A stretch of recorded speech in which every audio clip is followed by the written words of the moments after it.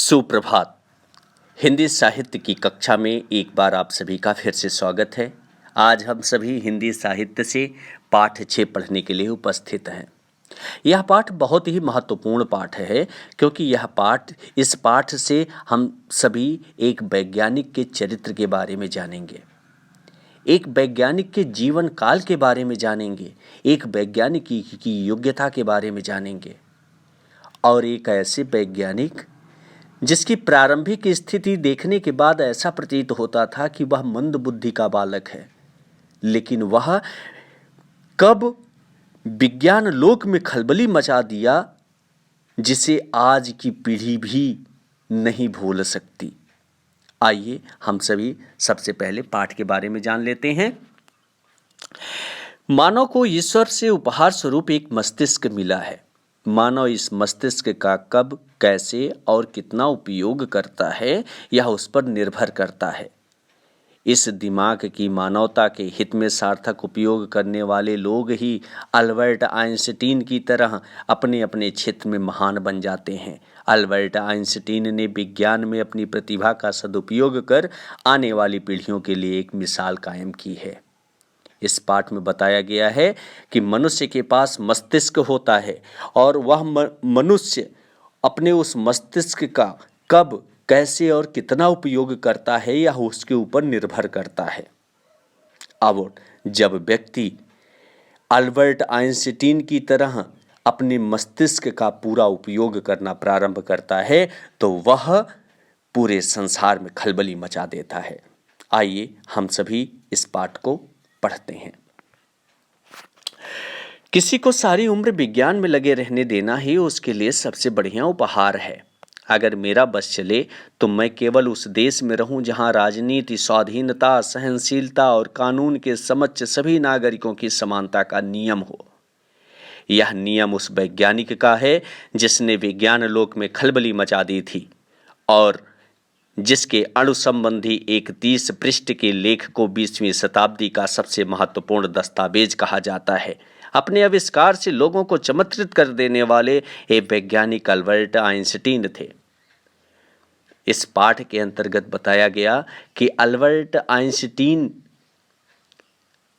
की सोच कैसी थी, उनके विचार कितने महान थे। आइए आगे पढ़ते हैं। महान वैज्ञानिक अल्बर्ट आइंस्टीन का जन्म जर्मनी के उल्म नामक नगर में सन 14 मार्च सन 1879 ईस्वी में एक गरीब यहूदी परिवार में हुआ था। उनके पिता हरमान आइंस्टीन की आमदनी इतनी ना थी कि वह अपनी पत्नी पॉलिन, पुत्र अल्बर्ट और पुत्री माजा का जीवन निर्वाह अच्छी तरह कर सकें। अल्बर्ट में कोई विशेष योग्यता भी दिखाई नहीं देती थी।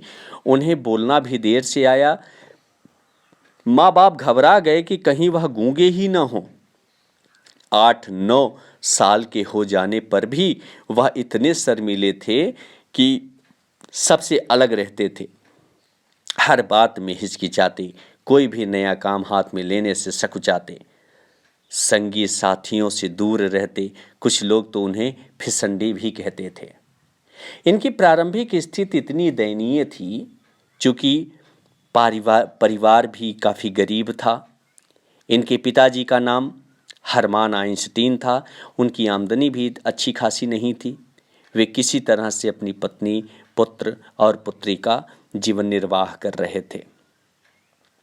अल्बर्ट आइंस्टीन की प्रारंभिक स्थिति देखने के बाद ऐसा प्रतीत होता था जैसे ये मंद बुद्धि के बालक हों, लेकिन कब इनका जीवन ही बदल गया, कब इनके ऊपर ईश्वर की अनुकंपा हुई, यह जानना मुश्किल है। आइए आगे पढ़ते हैं, आगे जानते हैं।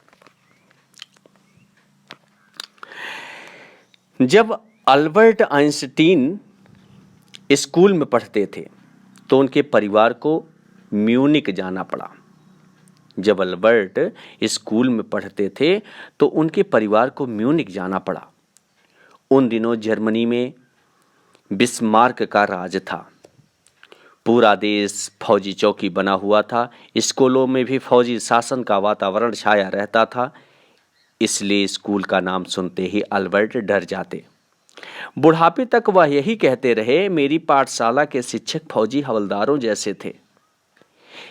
स्कूल में उनका मन न लगता, लेकिन घर पर उनके चाचा याकूब ने उनके मन में गणित के प्रति प्रेम जागृत कर दिया। टिमटिमाते सितारे को देखकर अल्बर्ट के हृदय में ब्रह्मांड को जानने की तीव्र इच्छा हुई।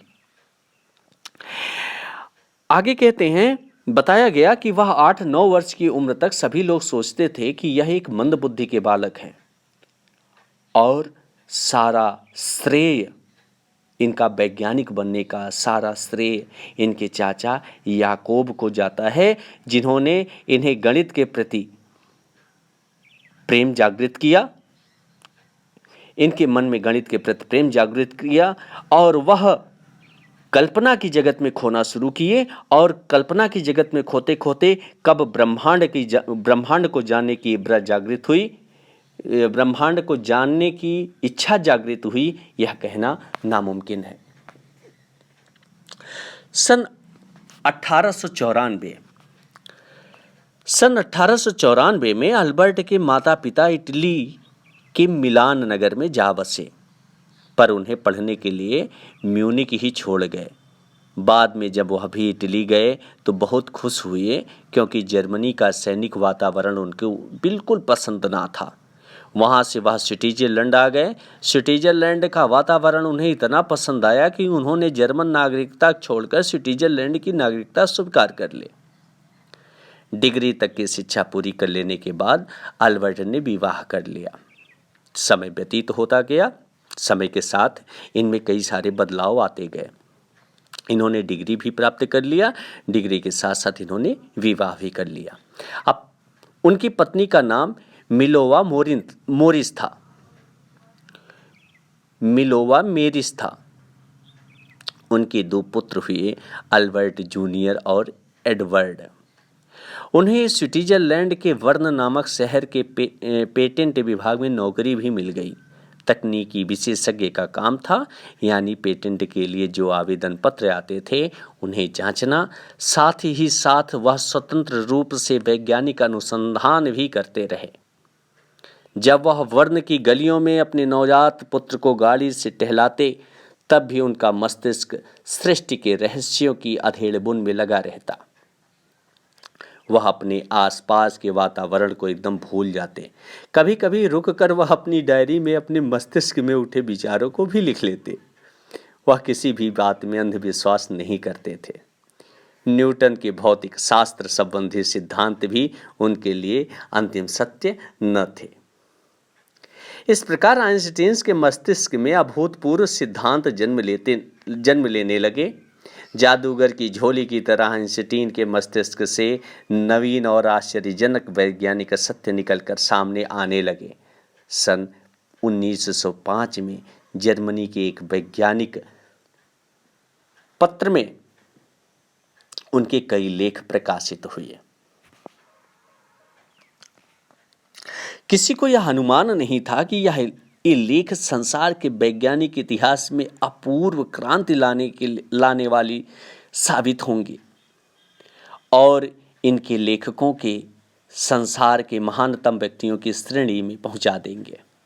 जे इनके लेख थे, वह लेख इनको एक महत्वपूर्ण व्यक्ति बना देगा, यह किसी को ज्ञात नहीं था। धीरे धीरे कुछ प्रमुख वैज्ञानिकों का ध्यान इनकी ओर आकर्षित हुआ।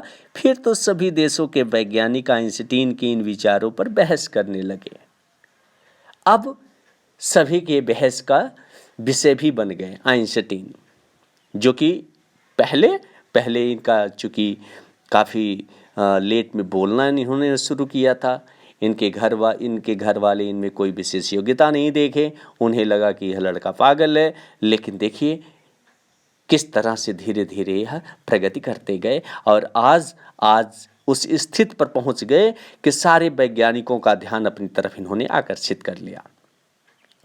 14 वर्ष बाद जब सूर्य ग्रहण ने उनके सिद्धांतों की जांच करने का अवसर दिया तो उनके नाम को 4 चांद लग गया।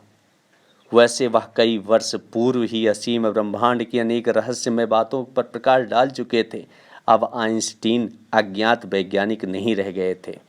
उनके पास संसार के हर कोने से विश्वविद्यालयों से भाषण देने के लिए निमंत्रण पत्र आने लगे। सन 1906 में उन्होंने पेटेंट विभाग की नौकरी छोड़कर स्विट्जरलैंड में एक विश्वविद्यालय में प्राध्यापक का पद स्वीकार कर लिया। सन 1909 में वह भौतिकी के मूल सिद्धांतों के असाधारण आचार्य होकर ज्यूरिख गए। सन 1911 में वह प्राग में आचार्य नियुक्त हुए, पर सन 1912 में वह फिर ज्यूरिख लौट आए। सन 1914 में वह कैंसर संस्थान में निर्देशक बनकर वार्निल गए। आइंस्टीन केवल अपने युग के महान वैज्ञानिक ही नहीं थे, बल्कि सत्य के पुजारी, मानव के मूल अधिकारों के साहसी समर्थक और शांति के रक्षक भी थे। उन्होंने प्रथम विश्व युद्ध के प्रारंभ से ही युद्ध का विरोध किया। उनकी विश्व प्रसिद्धि के कारण जर्मनी की युद्ध प्रिय सरकार उनके खिलाफ कोई कदम उठाने की हिम्मत ना कर सकी, हालांकि वह उन्हें अपना सबसे बड़ा शत्रु समझती थी।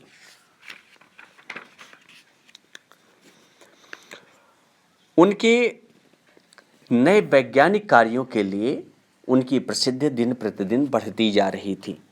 उनके सापेक्ष का सिद्धांत पर हजारों टिप्पणियां प्रकाशित हुई, फिल्में बनी।